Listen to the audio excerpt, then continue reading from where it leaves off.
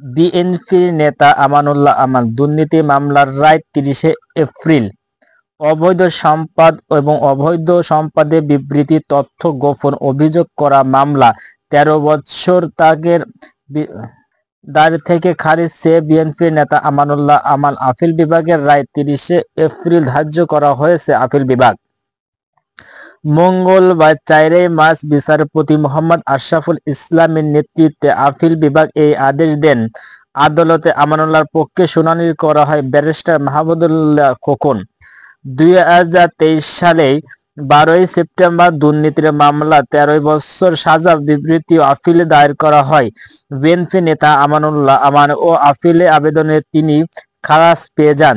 ২০০৭ সালে ৬ মার্চ সম্পদের তথ্য গোপন ও অজ্ঞাত ভূত সম্পদে অর্জনের অভিযোগ রাজধানী কাফেলা থানা আমানের দায়ের করা মামলায় তাকে দুদক ওই ২১ জুলাই আমানুল্লাহ ও ১৩ বছর সাজা ও তার স্ত্রীকে ৩ বছর সাজা কারাদণ্ড দেন।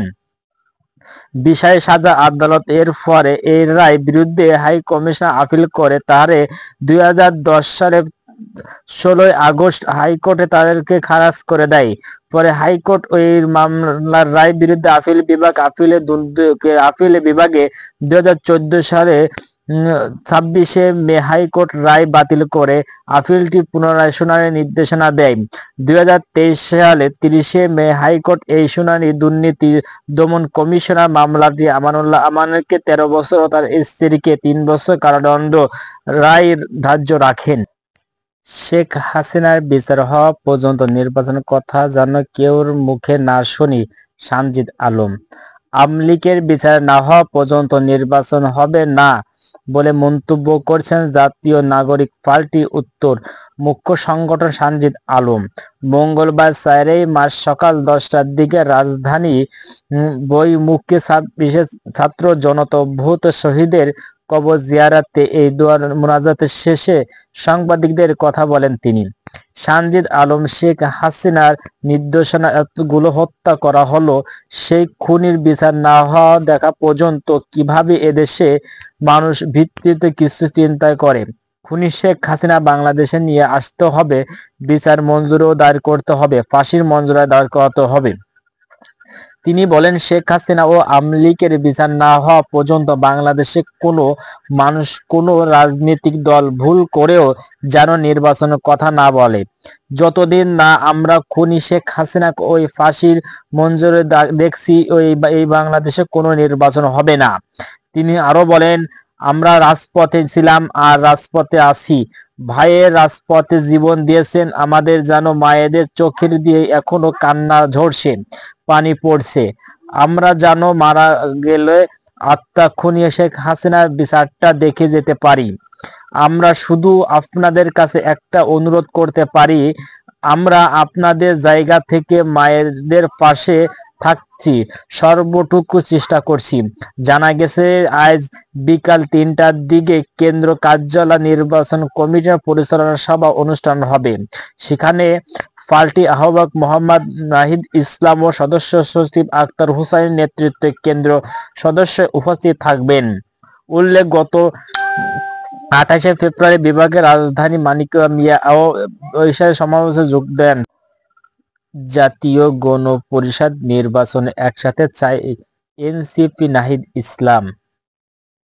জাতীয় গণপরিষদ নির্বাচন একসাথে চায় নতুন রাজনৈতিক দল রাজনীতি নাগরিক পার্টি। মঙ্গলবার ৪ মার্চ সকাল রাজপথে আন্দোলন, শহীদদের কবর জিয়ারতের শেষে এই কথা বলেন দলের আহ্বায়ক নাহিদ ইসলাম।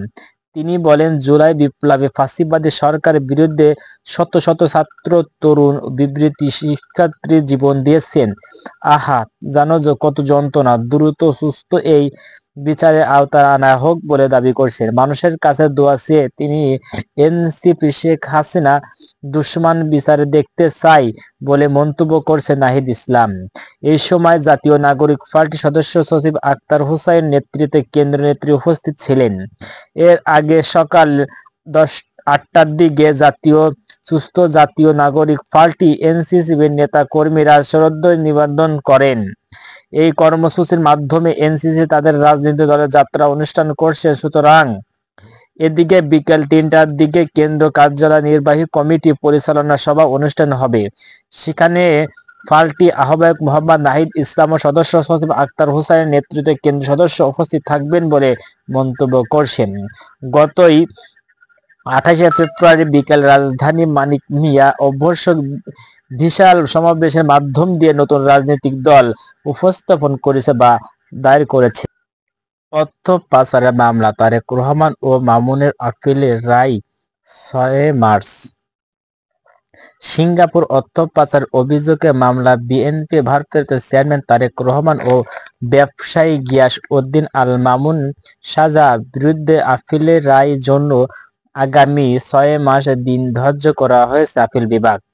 মঙ্গলবার ৪ মার্চ প্রধান বিচারপতি ডক্টর সৈয়দ রিফাত আহমেদ নেতৃত্বে আপিল বিভাগটি এই দিন ধার্য করেন।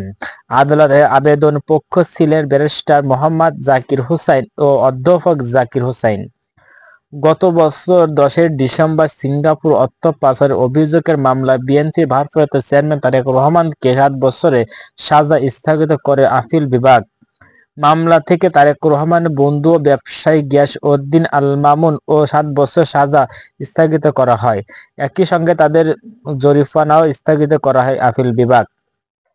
সিঙ্গাপুর অর্থ পাচার অভিযোগে ২০১৩ সালের ৭ নভেম্বর একটি মামলা ঢাকায় একটি বিশাল সাজ্য আদালতে তারেক রহমান ও খালাস দেন।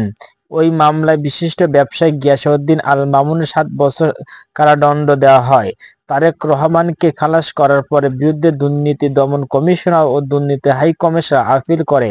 ওই আপিল শুনানি শেষে হাইকোর্ট ২০১৬ সালের ২১শে জুলাই বিচারপতি আদালতের খারিজ রায়টি বাতিল করে। তারেক রহমান ৭ বছর কারাদণ্ড দেন। একসঙ্গে